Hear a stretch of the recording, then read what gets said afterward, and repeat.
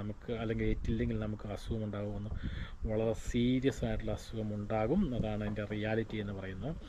എക്സാമ്പിളായിട്ട് പറയുവാണെങ്കിൽ നമ്മുടെ നാട്ടിൽ കുട്ടികളൊക്കെ ജനിച്ചു കഴിയുമ്പോൾ രാവിലത്തെ വെട്ടം അല്ലെങ്കിൽ രാവിലത്തെ സൂര്യപ്രകാശം കുട്ടികൾക്ക് അടുപ്പിക്കുന്നത് നിങ്ങൾ കണ്ടിട്ടുണ്ടാവുമല്ലോ, അല്ലെങ്കിൽ കേട്ടിട്ടുണ്ടാവും അറ്റ്ലീസ്റ്റ്.